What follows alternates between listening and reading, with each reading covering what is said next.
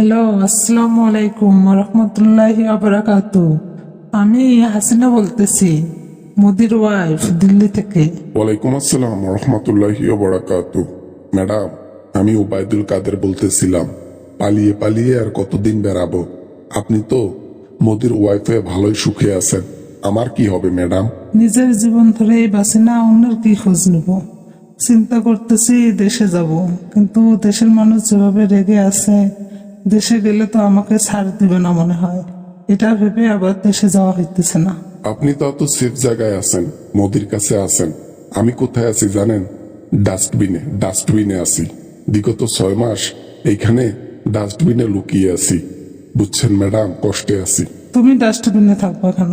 তোমাকে না আমি আগেই সতর্ক করছি যে দেশ ছেড়ে পালিয়ে যাও। আমি যখন দেশ ছেড়ে পালিয়ে গেছি তখন তুমি যাইতে পারো নাই।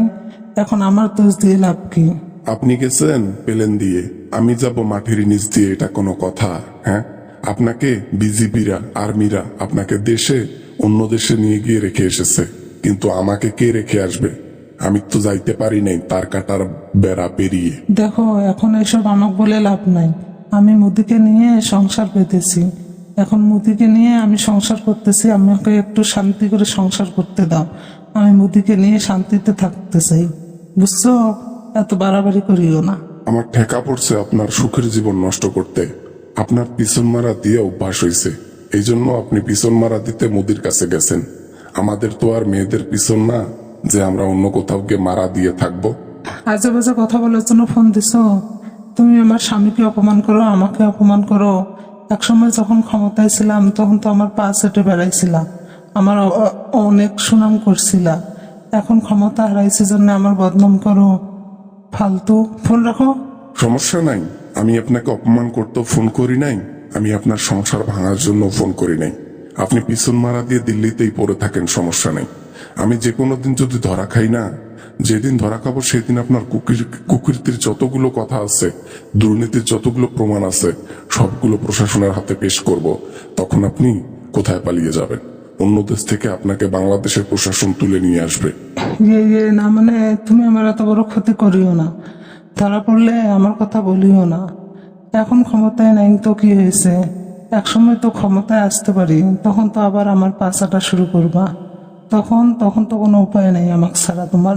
আমাকে বাঁচানোর জন্য 1% ট্রাই পর্যন্ত করেন না। আমি বাংলাদেশে আছি নাকি কোথায় আছি একটাবার খবর নেন না। যতক্ষণে আমি ফোন করি ততক্ষণে আপনি কথা বলেন। প্রকৃতভাবে যদি আপনি আমার জন্য লাভই করতেন, আমার যদি উপকারী করতেন, তাহলে এতদিনে বাংলাদেশের ড্রেন থেকে অন্য দেশে আমাকে নিয়ে গিয়ে বাসা বাঁধার একটা সিস্টেম করে দিতেন। সেটা তো করেন নাই। পিছনে বাস তো আমি খাইতেছি।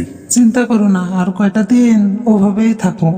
যদি কোনোভাবেই ক্ষমতায় আসতে পারি তাহলে আবার তোমার অনেক উপকার করা শুরু করব।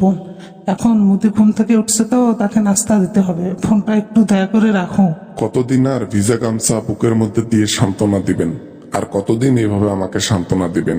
ড্রেনের মধ্যে পচা গন্ধে জীবনটা আমার অতিষ্ঠিত হয়ে গেল। কি করব? ভুলে আওয়ামী লীগ করে ফেলেছিলাম, এজন্য আজকে তার প্রায়শ্চিত্ত করতেছি এইভাবে।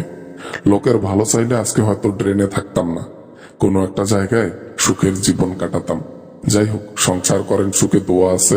ভালো থাকেন, গুড বাই।